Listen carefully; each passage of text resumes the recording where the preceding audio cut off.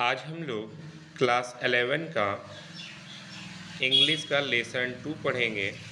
ये आपका snapshot book का है। लेसन 2 का नाम है द एड्रेस, जो किसके द्वारा लिखा गया है? मार्गा मिंको के द्वारा लिखा गया है। अब एक वर्ड आया यहाँ पे द एड्रेस। एड्रेस से आप लोग पहले से ही जानते हैं, एड्रेस का मतलब होता है पता। तो इसमें किसी खास पते की चर्चा की गई है, किसके द्वारा? मार्गा मिंको के द्वारा। कहानी को पढ़ते हैं और जानते हैं कि इसमें मार्गा मिंको कौन है? इसके राइटर हैं, ठीक है। मार्गा मिंको ने इस स्टोरी में क्या बताया है? तो this story is a poignant account of a daughter who goes in search of her mother's belonging after the war. इसमें एक स्टोरी दी गई है एक बेटी की, जो कि सर्च करने जाती है, खोजने जाती है अपनी माँ से जुड़ी हुई यादों को वॉर के बाद। कहाँ पे? इन हॉलैंड। मतलब ये स्टोरी जो दी गई है, यह एक हॉलैंड की स्टोरी दी गई है। जो लड़की जाती है अपनी माँ से जुड़ी चीज़ों को देखने के लिए जाती है, जो कि वॉर हुआ था, उस वॉर के बाद जा रही है। When she finds them, the object evoke memories of her earlier life। यानी कि इसमें पहले की लाइफ की चर्चा की गई है। However, she decide to leave them all behind and resolve to move on। वह फिर कैसे डिसाइड करती है कि वह पुरानी बातों को पीछे छोड़ देगी, बिहाइंड पीछे छोड़ देगी, और रिसॉल्व करेगी और आगे बढ़ जाएगी। मूव ऑन मतलब आगे बढ़ना। Do you still know me? क्या तुम मुझे जानते हो? आई आस्ट, मैंने पूछा। The woman looked at me searchingly. मैंने उस महिला को बहुत सर्च करते हुए बहुत ध्यान से देखा। She had open the door A chink. उसने जब दरवाजे को खोला तो वह चिंक के पीछे, मतलब सिंपल सा वे बोले दरवाजे के ओट के पीछे खड़ी हो गई। आई केम क्लोजर, मैं नज़दीक आ गई। And stood on the step. No I don't know you. उसने सीधा कहा कि मैं तुम्हें नहीं जानती हूँ। I am Mrs S daughter. अब ये महिला क्या कहती है कि मैं किसकी बेटी हूँ? मिसेस एस की बेटी हूँ। She held her hand on the door. उसने दरवाजे को फिर से बंद कर दिया। As though she wanted to prevent it opening any further. और वह उसे कभी भी खोलना नहीं चाहती थी। Her face gave absolutely no sign of recognition. उसका फेस पे कोई साइन भी नहीं आया रिकॉग्निशन का। रिकॉग्निशन मतलब कि याद का, कि भाई हम तुमको जानते हैं। She kept staring at me in silence. अब साइलेंस वहाँ पर जो है चुप्पी छा जाती है। Perhaps I was mistaken. मुझे लगा कि मैं मिस्टेक कर रही हूँ। आई थॉट, मेरे मन में विचार आया। परहैप्स इट इजंट हर, शायद वह नहीं है। I had seen her only once. मैं उसे सिर्फ एक बार देखना चाहती थी, fleetingly, and that was years ago. It was most probable that I had rung the wrong bell. मुझे लग रहा था कि मैंने गलत घर का दरवाज़ा या गलत घर का बेल बजा दिया है। The woman let go of the door and steps to the side. फिर मैंने उस महिला की आवाज़ दरवाजे से दूर जाते हुए सुनी। And step to the side. She was wearing my mother's green knitted cardigan. तभी मुझे ध्यान आया कि उसने वियरिंग किया था। वियरिंग मतलब पहना था मेरी माँ का ग्रीन निटेड कार्डन, मतलब हरा रंग का कार्डिगन। कार्डिगन मतलब एक टाइप का स्वेटर, आप समझ सकते हैं। The wooden buttons were rather pale from washing. और उसमें जो लकड़ी के बटन लगे थे, पहले के टाइम में क्या होता था, अभी हम लोग प्लास्टिक का बटन लगा हुआ रहता है, पहले के टाइम में लकड़ी का बटन रहता था। या अभी भी कुछ स्वेटर में स्टाइलिश के लिए दे दिया जाता है लकड़ी का बटन, ठीक है। तो the wooden button were rather pale from washing. वह वॉशिंग धोने के कारण क्या हो गए थे, थोड़ा गंदी पड़ गए थे, चिकने पड़ गए थे। She saw that I was looking at the cardigan. मैंने उनके कार्डिगन को देखा। एंड हाफ हाइड, जो छिपे हुए थे, her self again behind the door. But I knew know that I was right. पर मुझे लग रहा था कि मैं उसे जान रही हूँ, ये मैं सही घर में आई हूँ, मैं गलत घर में नहीं आई हूँ। Well you knew my mother, I asked. क्या आप मेरी माँ को जानते थे? मैंने पूछा। Have you come back, said the woman. कि said the woman, I thought that no one had come back. यहाँ कोई वापस नहीं आए, ओनली मी, मेरे अलावा। चलिए पहले कहानी का इतना का मीनिंग जान लेते हैं थोड़ा सरल शब्दों में। ये द एड्रेस जो स्टोरी ली गई है, ये आपकी मार्गा मिंको के द्वारा लिखी गई है। इसमें एक लड़की की कहानी है जो कि अपने माँ से जुड़ी यादों को खोजने के लिए हॉलैंड जाती है। और यह तब जाती है जब हॉलैंड में वॉर ख़त्म हो चुका था, युद्ध खत्म हो चुका था। यह उस चीज़ों के बारे में डिसाइड करती है कि वहाँ पर जाएंगे, देखेंगे, लेकिन फिर उसे लगता है कि इन सब जगहों को छोड़ देना ही बेहतर होगा, हमें अपने लाइफ में मूव ऑन करना चाहिए, आगे बढ़ना चाहिए। डू यू स्टिल नो मी। जब वह वहाँ पर पहुँचती है, किसी का दरवाज़ा खटखटा के ये बोल रही है कि क्या तुम मुझे जानती हो, तो वह वुमेन उसे सीधा बोल देती है मैं तुम्हें नहीं जानती। और वह दरवाज़ा पूरा नहीं खोलती है, आधा ही खोलती है। तो ये बताती है कि मैं मिसेस एस की बेटी हूँ, लेकिन वह उसे पहचानने से इनकार कर देती है और उसके चेहरे पर कोई भी रिकॉग्निशन का भाव नहीं आता है, पहचान का कोई भी भाव नहीं आता है। लेकिन ये लड़की तभी देख लेती है कि वह जो औरत जो उसने गेट खोला था वह हरा रंग का कार्डिगन पहनी थी और उसमें बटन जो लगे थे वो आपके बटन लकड़ी के लगे थे, वुड के बटन थे। तो उसे याद आ जाता है कि ये जो कार्डिगन है ये मेरी मम्मी का ही है। तो उसे लगता है कि मैं सही जगह पे आई हूँ, लेकिन वो महिला इसे घर के अंदर आने नहीं दे रही है। अब चलिए आगे देखते हैं। A door open and close in the pass, वह दरवाजे के और खुला है और वह उसके करीब चले जाती है। Passage behind her a musty smell emerged. I regret I can not do anything for you, मैं तुम्हारे लिए कुछ नहीं कर सकती। I have come here specially on the train, I wanted to talk to you for a moment. यह कह रहा है कि मैं स्पेशली आपसे मिलने के लिए ही यहाँ पर आई हूँ ट्रेन से, और मैं सिर्फ आपसे बात करना चाहता हूँ फॉर ए मोमेंट, कुछ समय के लिए। It is not convenient for me now said the woman, I can't see you another time. मैं तुमसे अभी, अब देखो ये महिला बोलती है कि भाई मुझे अभी तुमसे नहीं मिलना है, हम तुमसे किसी और टाइम में मिलेंगे। लेकिन अब बताओ, अगर आप कहीं बाहर गए हैं और सपोज वहाँ पे आपका घर भी नहीं है, तो कुछ टाइम के लिए किसी से मिलने गए, उसको वो आदमी आपको बोलेगा बाद में आइएगा, तो बड़ा मुश्किल वाला बात है, कहाँ जाएंगे हम।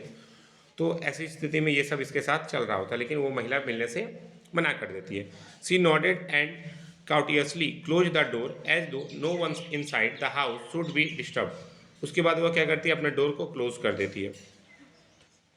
I stood where I was on the step. The curtain in the front of the bay window moved. Someone started at me, would then have asked what I wanted, or nothing, the woman would have said. तो देखिए इसमें बताया गया कि वो महिला जो है क्या करती है, इसे बता देती है कि तुम्हें किसी अन्य टाइम में आना है। उसके बाद वह अपने डोर को बहुत शांति से बंद कर देती है। मुझे उनके स्टेप की आवाज़, पैर की आवाज़ सुनाई दे रही थी। हो सकता है किसी ने अंदर में पूछा भी होगा, आस्ट किया होगा, आई वांटेड और नथिंग, कि भाई वो कौन है, दरवाजे पर कौन आया है। लेकिन उन्होंने कहा कि नथिंग, कोई भी नहीं है, ऐसा उस महिला ने कहा होगा। ये महिला सोच रही है इट वॉज नथिंग, या कुछ भी नहीं है। I looked at the name plate, मैंने अब नेम प्लेट को देखा। देखो होता क्या है, जैसे बड़े बड़े शहरों में सबका घर के दरवाजे पर एक नेम प्लेट लगा होता है जिसमें कि उसका नाम लिखा होता है कि भाई यह किस आदमी का घर है। Darling name plate, again Darling it said in black letters on white enable, इसमें काले अक्षरों से। देखिए ये सब वर्ड जो है ना, आप लोग का एग्जाम पूछेगा कि किस लेटर से लिखा गया था, तो ब्लैक लेटर से लिखा गया था। किस पे लिखा गया था, तो वाइट इनेमल पे, मतलब सफ़ेद रंग की जो भी पट्टी पे लिखा गया था। And on the jamb a bit higher the number 46, उसमें क्या लिखा था, number 46। As I walk slowly back to the station, मैं धीरे धीरे स्टेशन की ओर गया।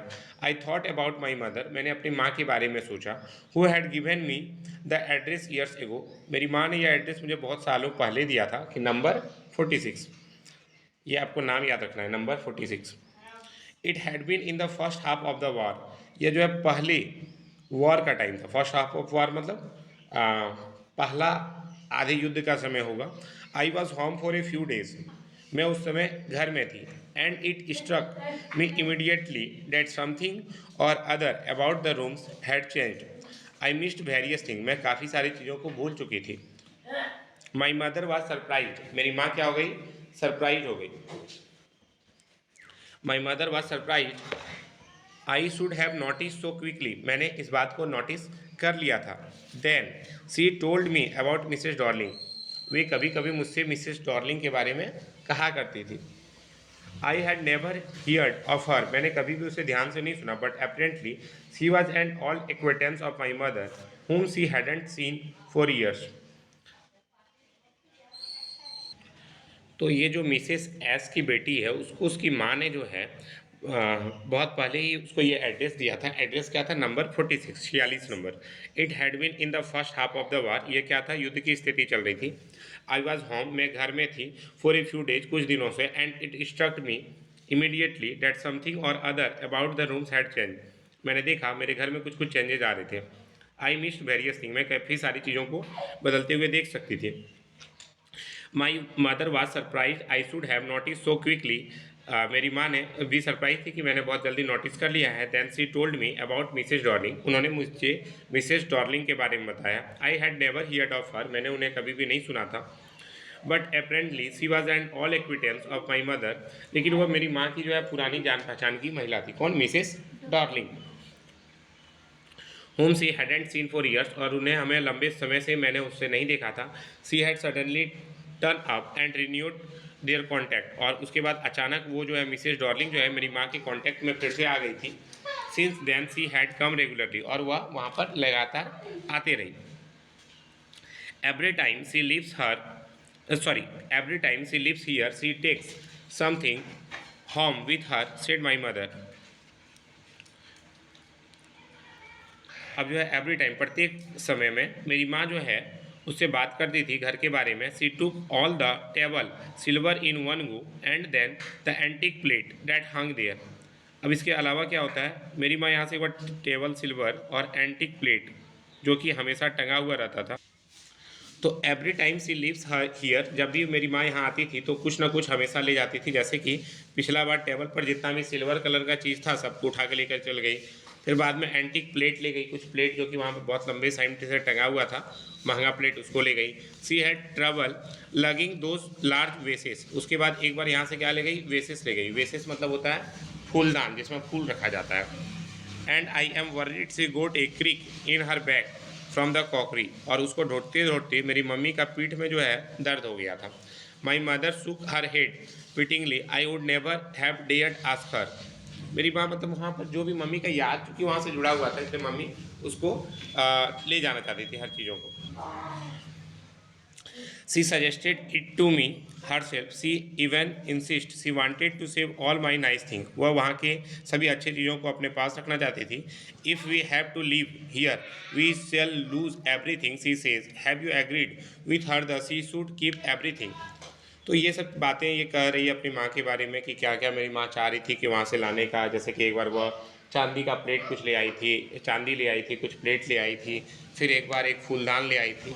तो नॉर्मल सा बात है, उसकी माँ का घर था तो अपनी माँ का घर से तो सब ला भी करेगी, मतलब उसका खुद का घर था उसकी माँ का, तो वो वहाँ से सारा सामान को लाते जा रही थी. तो ये भी सोची कि चलो मेरा भी घर है वो, तो हम भी वहाँ जाते हैं, मिलते हैं, देखते हैं क्या क्या चीज़ है, उसको लेकर के आते हैं. लेकिन मिसेस डॉर्लिंग उसको अपना ही घर में, उसका घर में घुसने नहीं देती है.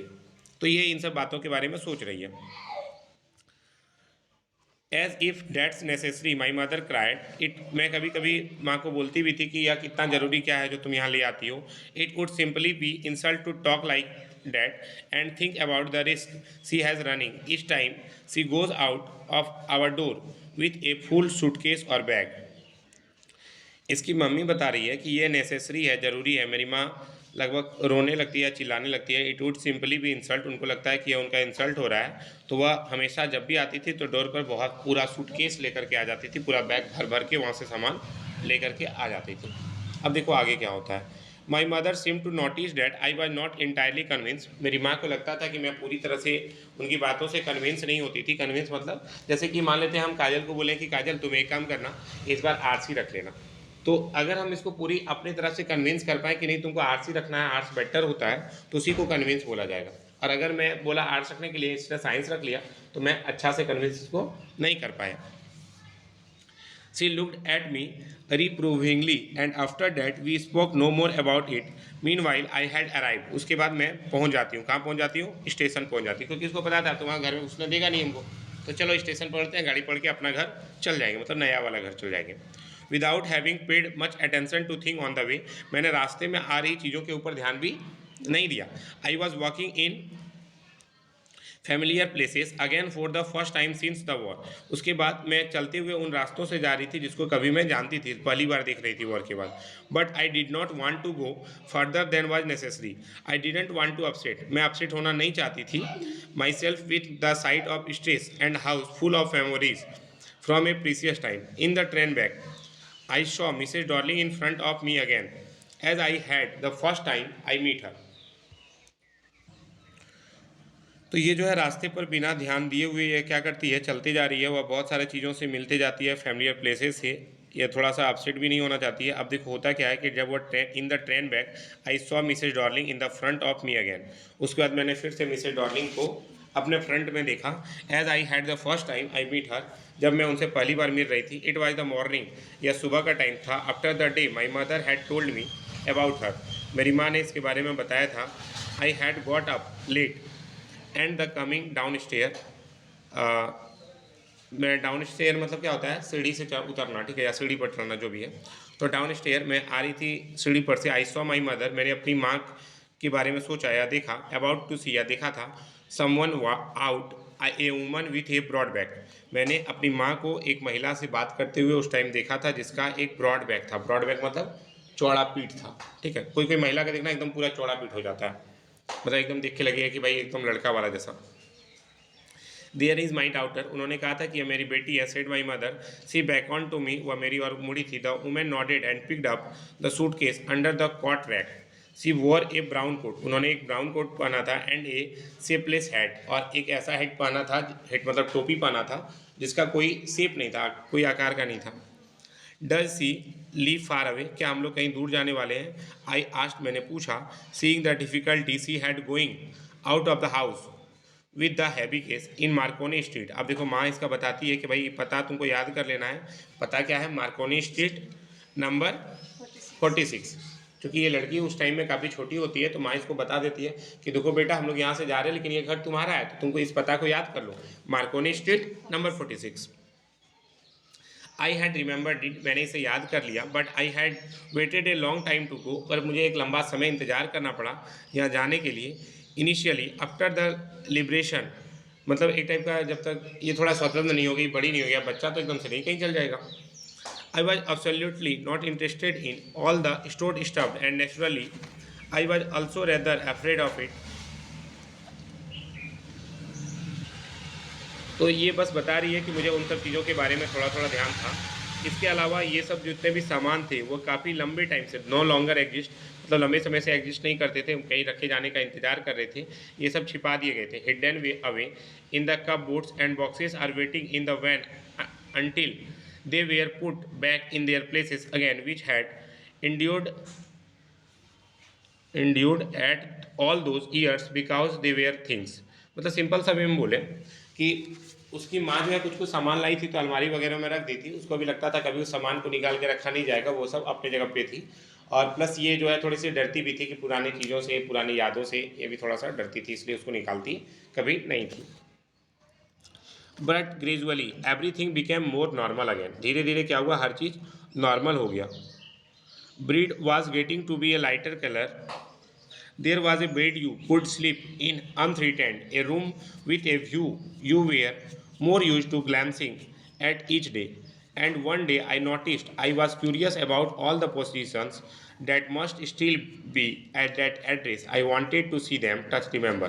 तभी मुझे एक बार क्या हुआ, मुझे उस एड्रेस का पता याद आया और मैंने सोचा कि चलो वहाँ जाना चाहिए। आफ्टर माई फर्स्ट विजिट, पहली बार जब मैं वहाँ विजिट की, कहाँ पे? Marconi Street number 46 to Mrs Darling's house. अब चूंकि वह घर बन चुका है मिसेस डॉर्लिंग का, तो ये बोलिए Mrs Darling's house. I decided to try second time, मैंने कोशिश किया कि चलो एक बार फिर से वो घर जा करके देखते हैं। पहला बार गई नहीं घुस पाई थी, अब दूसरा बार ये सोच रही है। Now a girl of about 15 open the door. अब ये जब वहाँ पर जाती है तो देखती है 15 साल की कोई एक लड़की जो है वो दरवाज़ा को खोलती है।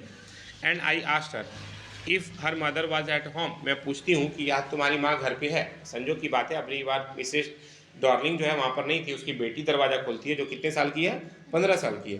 तो यह बोलती है कि तुम्हारी मम्मी कहाँ पे है? No she said my mother's doing an errand, मतलब मेरी माँ जो है कहीं और गई हुई है, ये लड़की बोलती है। नो मैटर, कोई बात नहीं। I said I will wait for her, मैं उनका इंतज़ार कर लूँगी। अब ये बोलती है।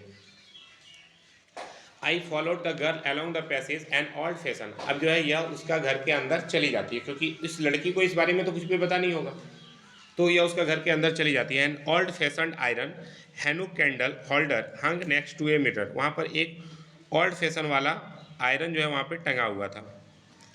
तो अब कह रहा है मिरर के पास, वी नेवर यूज इट, लगता था उसका कभी यूज़ नहीं किया गया है। It was much more cumbersome than a single candlestick, वहाँ पर एक कैंडल स्टिक भी चल रहा था। वॉन्ट यू सिट डाउन, क्या आप यहाँ बैठना पसंद करेंगे? आज तक girl she held open the door of the living room, उसने लिविंग रूम का दरवाज़ा खोल दिया। अब आता है लिविंग रूम का मतलब क्या होता है, तो एक बैठक खाना, आप समझ लीजिए। And I went in side past her, I stopped horrified, I was in A room I knew and didn't know. मुझे एक रूम में बैठाया गया, मैं उस रूम को जानती थी। I found me myself in the midst of things I did want to see again but which oppressed me in the strange atmosphere. मुझे देख करके लग रहा था कि भाई मैं थोड़ा स्ट्रेंज एटमोसफेयर में हूँ, मतलब अजनबी की तरह उसका घर में लग रही थी। और because of the tasteless way everything was arrange, because of the ugly furniture, वहाँ पर जो फर्नीचर वगैरह भी था वो काफ़ी अगली लग रहा था। अगली मतलब कुरूप लग रहा था, मतलब पुराना फर्नीचर सब था वहाँ रखा हुआ। और द मग्गी स्मेल, और उससे कुछ स्मेल आ रही थी। That hung there, I don't know, मैं नहीं जानती, but I scarcely dared to look around me. The girl moved a chair, I sat down and stared at the woollen table cloth. मैंने वहाँ पर एक वुलन टेबल क्लॉथ को देखा। आई rubbed it, मैंने तो इसमें ये महिला बताती है कि उसने मुझे बैठने के लिए क्या की, एक कुर्सी दे दी और मैं उस कुर्सी पर बैठ गई। और यहाँ जो एक टेबल क्लॉथ मुझे दिखा जो ऊन का था, मैंने उसे रगड़ा। My fingers grew warm from rubbing, जब मैंने अपने हाथों से, अपने उंगलियों से उसे रगड़ा तो मुझे थोड़ी सी गर्मी आ गई। ये ठंडा का दिन है इसलिए ऐसा बोल रहा है। I followed the lines of the pattern, मैंने उसके पैटर्न का जो है को टच किया।